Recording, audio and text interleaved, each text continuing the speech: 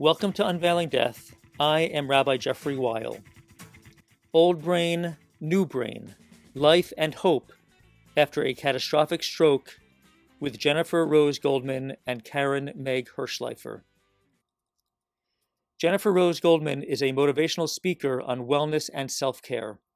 She created and taught the 6-week course, Lead Your Life. Jenn was CEO of the aromatherapy beauty brand Essential Rose, which she founded in her college dorm room. Jenn is passionate about all things spiritual. She suffered a major stroke in 2021, just days before her 31st birthday. Caryn Meg Hirshleifer, Jenn's mom, is co-owner and general counsel of Hirshleifers, a luxury retail business in Manhasset, New York. Hirshleifers was founded in 1910.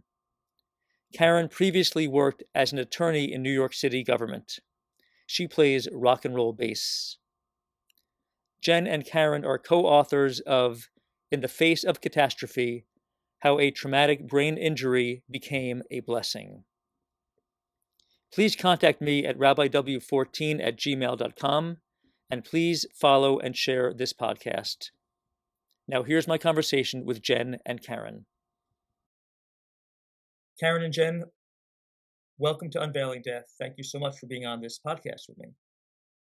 I was really struck, Caryn, you wrote a column. We are both alumni of Brandeis University, and I was really fortunate to read a column in the Brandeis magazine, and you wrote about Jenn, your daughter's stroke. And it was really fascinating. You were talking about kind of how to make sense of and exploring the differences between old Jenn and new Jenn, Jenn pre-stroke and Jenn post-stroke, and the old brain and the new brain. And I'm just going to read a very short quote. You wrote, "But there were also differences. I was thrilled to see the emotional richness of Jenn's new brain. At the same time, I missed who she had been." It's quite a striking sentiment. Does old brain and new brain imply old Jenn and new Jenn? Was Jenn or a Jenn really lost? In other words, a part of you, Jenn, perish, and was another part reborn? So, Caryn, why don't you respond first, and then Jenn? So I've been thinking a lot about this question, and it reminded me of my mom, who's 97, and she's basically confined to her bed. She doesn't do much in her life. And so I was thinking about her and how every day she, as do we, get closer to our death. It's a weird concept if you think about it, but every day we get closer. And as we age, there's a process that we go through. And because the aging is, for the most part, spread out over time, there are changes to our cognition, changes to our personality based on different experiences that we've had. And so the mom that I now have at 97, bedridden, is very, very different than the mom I think about gardening in the backyard when I was growing up. And so she's the same person, but there's been this evolution, this growth, but it's happened over time. And with Jenn, it happened overnight. And I think that what was so stark for me was this overnight change, which really it was very stark and extreme. Whereas if she had changed over a period of time, it might have been less so. I might not have, I don't think of my old mom and my new mom. I just think of the fact that this is my mom, where she is now. Right. So, but it, on a very fundamental level, was Jen lost? Did something fundamentally disappear? Or is it just a rapid change, if you kind of know what I mean? Well, so Jen's injury was to her left frontal lobe, which is the seat of cognition, emotion, personality. And so there were parts of Jen that remained intact, unchanged. There were other parts of Jen that the circumstances required different abilities. And so, for example, bravery, courage. Jen has always been brave, but it never presented itself in this kind of way. She never had to manifest her bravery in this way where you choose either to stay in bed for the rest of your life or get out and make a go of it.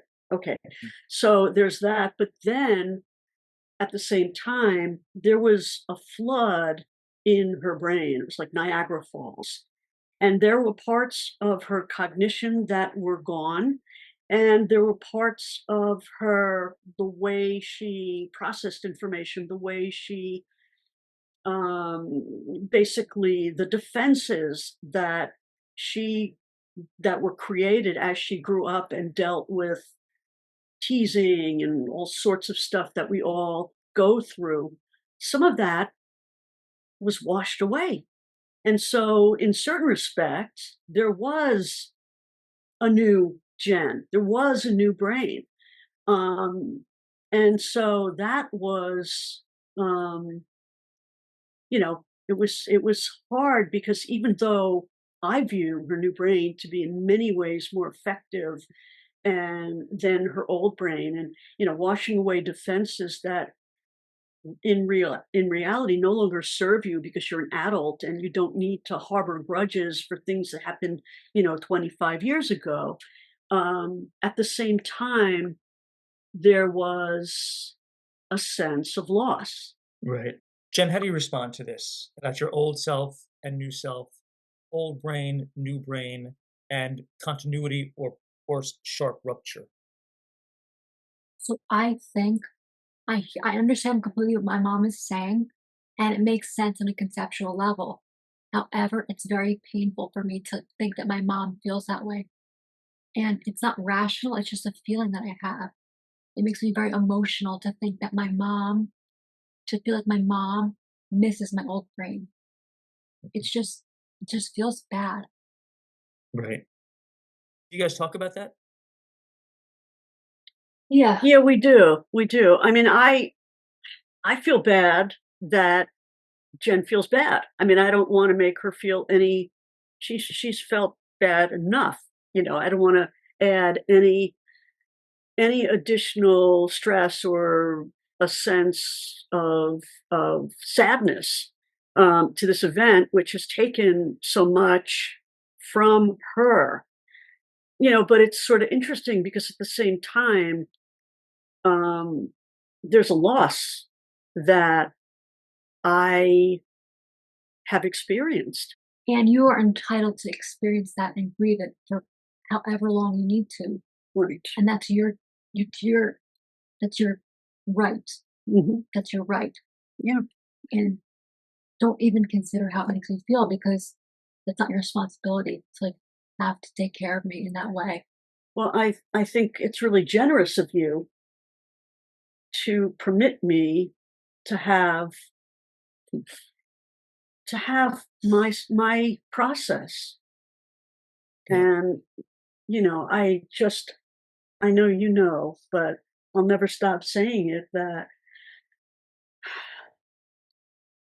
my process is just what I need to go through, and it doesn't take away anything from my love for you, Yeah. how proud I am of you, the choices you've made, the courage you've shown. I mean, you take my breath away. Thank you. So, Jen, do you feel that a part of you, and because this is called unveiling death, I'm just going to say it. Was there a part of you that really did die? and I guess, s and a new Jen born. I do think that I do feel that way, honestly. Um, I feel like I feel like I was reborn in this more accepting person and more vulnerable person, and I really enjoy that person. Hmm. Yeah. Do you think that you would've if I had asked these questions to you before the stroke, which of course wouldn't have happened because these are questions really about the stroke and its aftermath, Yeah. but would old Jen have been taken umbrage and been angry at me? Yes, very. Wow. Yeah. And you don't feel that way now? No. No. Wow. Wow, that's amazing. One thing that, Karen, you wrote about in the Brandeis magazine is this idea of Yisker. Yisker is the Jewish service 4 times a year, um, particularly in Yom Kippur, when we remember. Yisker means may He remember, may God remember, and we remember those who have died. And you explore this idea, and it is a radical idea of reciting Yisker prayers for old Jen. Karen, do you recall how that idea emerged in your brain? And then Jen, is that also just similarly painful for your mom to have written about the possibility of saying Yisker for an aspect of you while you were very, very much alive? Yeah. So I am dangerously irreverent. And so I had been sort of harboring this loss, this sense of loss, but I wasn't comfortable with it, or I wasn't comfortable with confirming it, or affirming it, or basically putting it out there, because when I would do such a thing, people would say, "Oh, she's fine. This is great. She's alive," and so it almost became um, not okay for me to talk about the loss that I was feeling, but the loss was growing. Sort of the more I tried to ignore it or deny it, the more sad I became. So Shavuot was coming up, and my temple was talking about an upcoming Yisker service. And I thought, you know what?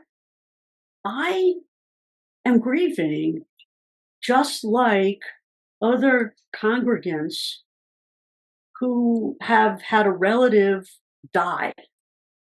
I am grieving, and I need to basically affirm in the presence of others that I have a loss, and that my loss is as legitimate, it's as powerful, it's as devastating as the loss of anybody else. And so I said, let me go to Yisker.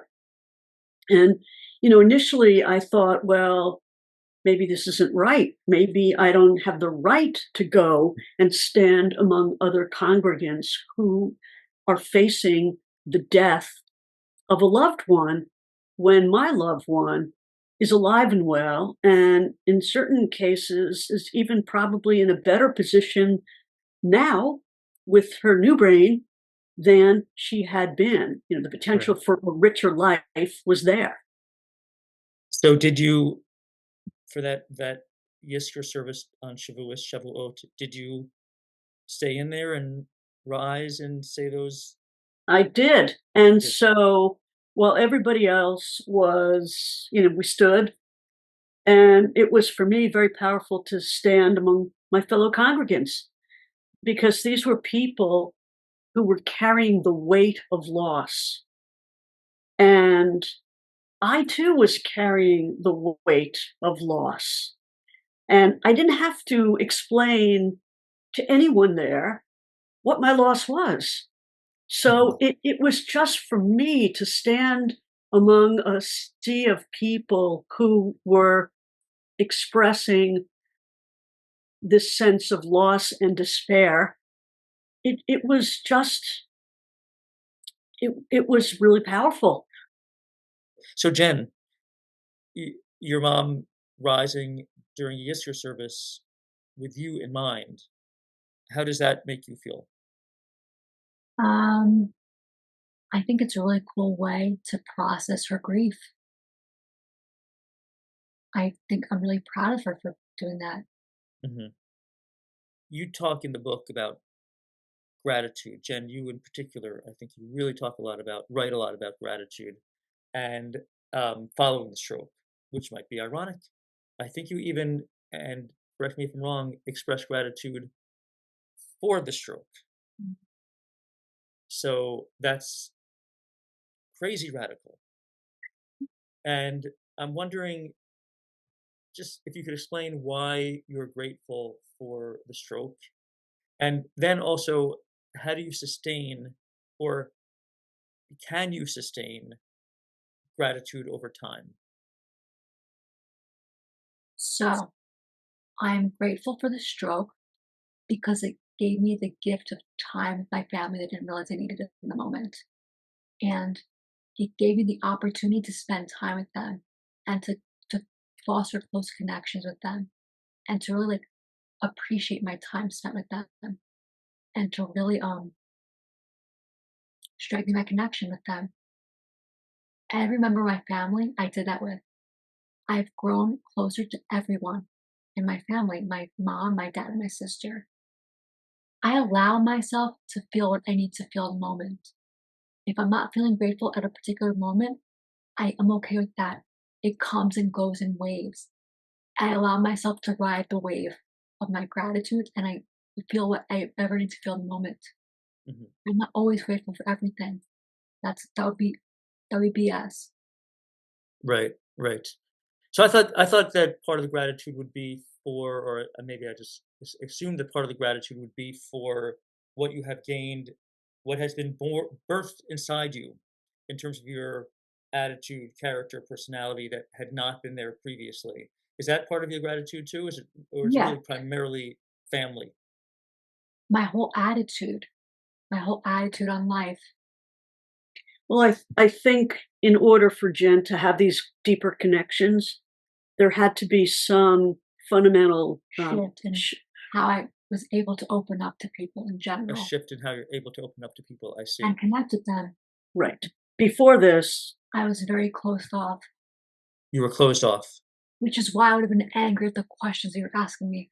To go back to your other question, Right, I'm angry by that because I didn't want to show any vulnerability. right. I feel like I should apologize to the old Jen. Yeah. Um, But, I'm grateful for the new Jen, and you're accepting these questions. Some might see the gratitude as ironic because you have limit the stroke also imposed limitations. yeah, 100%. I can't walk. I mean, I can walk, but it's very difficult for me. I use a walker. I can't really use my right arm, not as well as I'd like to. I have zero peripheral vision. I'm grateful when I wake up and I can see clearly out of my eyes. Right. And now you're radically grateful for the very fundamental things. One of you wrote in the book about, yeah, yeah, Nisim B'chol Yom, the miracles for every day, every single day. And Yes. they are, as I guess, Karen, you explained, standing up, making firm our steps, like literally that applies to you, Jen. Oh, the opening of the eyes, eyesight, all that stuff applies to you.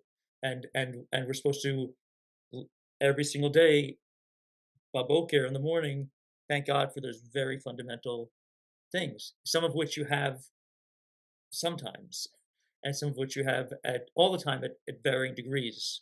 But you're grateful for the mere existence of those things in your life. Mhm.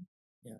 I mean, it was interesting because I've gone to Saturday Minyan for many years, and we used to do the prayer, the morning blessing, Nisim Yom, and the words would. It was one of those blessings where I just recite without really thinking, and after Jen had her stroke, those words came back to me. It's like, oh my gosh, it is a miracle. And it was, I don't know, it just struck me as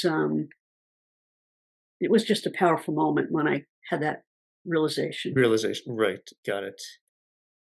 So, we've discussed what you're grateful for still, but we've also discussed previously what you grieve for what you've lost.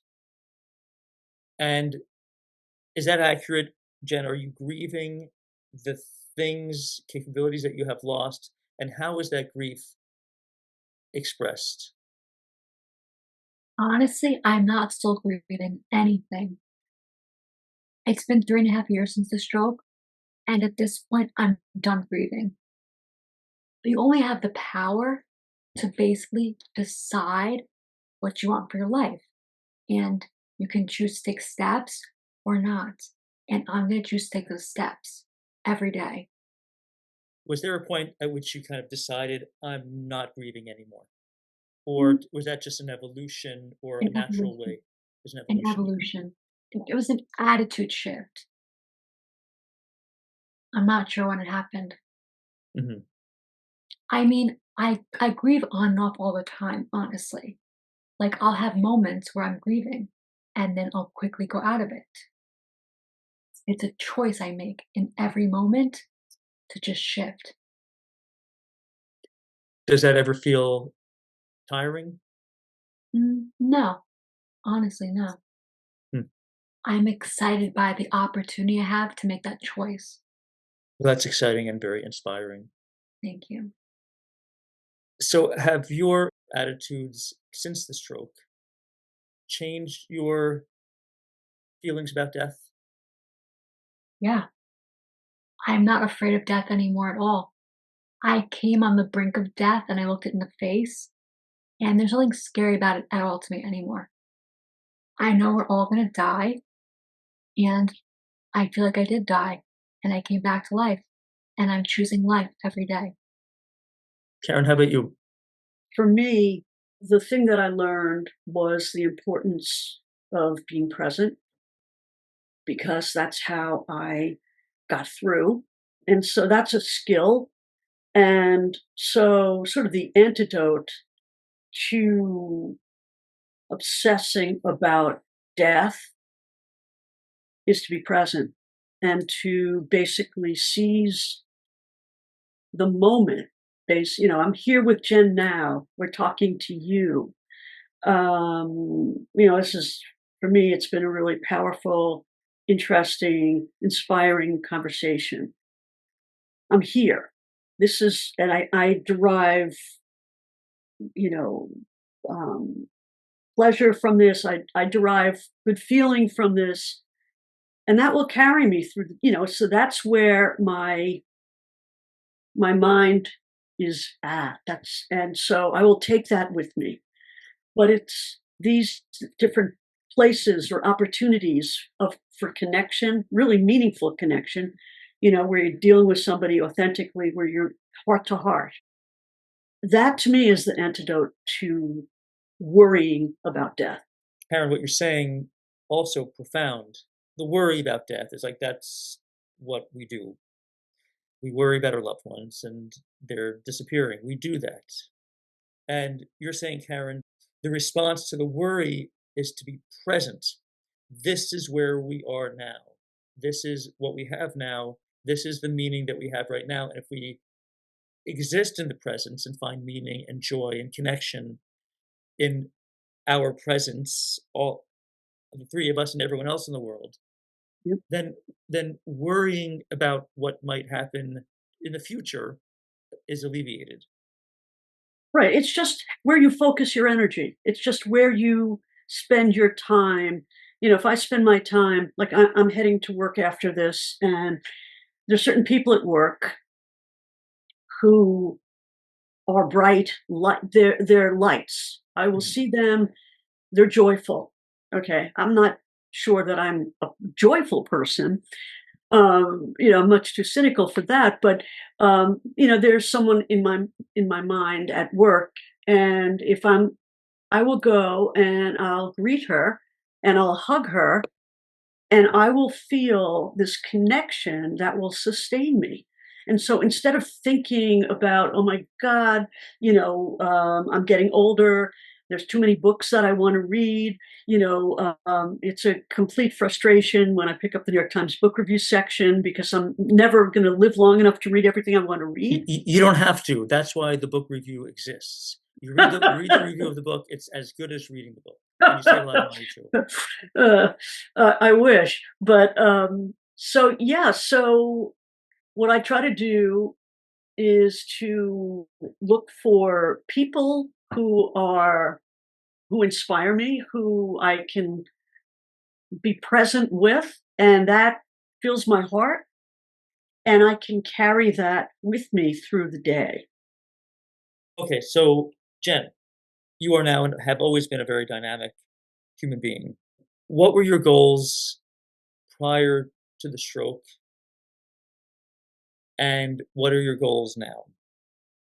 My goals prior to the stroke were to be a motivational speaker, which I was doing. I was starting to do that at work. I always wanted to write a book, though. I wanted to get married, and I was on my way to do that. On my way to doing that, and I wanted to have kids. So those are, you know, good goals that you were on your way to achieving prior to the stroke. My goals are still the same, actually. Although now I also want to walk. Uh-huh. Yeah, Right. that's it. That's the only change I would have. Addition to The only walking. addition. Uh-huh. The only addition is walking. Okay. Thank you, Jenn, and thank you, Caryn, for speaking so openly, lovingly about this topic. It's been a great pleasure and an honor and an inspiration. Thank you. Thank you. Thank you. Thank you for having us. Yeah. My great pleasure. Many thanks to Jenn Goldman and Caryn Hirshleifer. Thank you, my creative director, editor, and my son, Sammy Weil. Thanks to my band, the Night Owls of Chicago, for the music you are listening to right now on SoundCloud. Share Unveiling Death with friends and enemies, and follow the podcast. Check out the Unveiling Death podcast playlist on Spotify. Lots of songs. And thank you so much for listening to Unveiling Death Eternity in about 24 minutes every other Monday.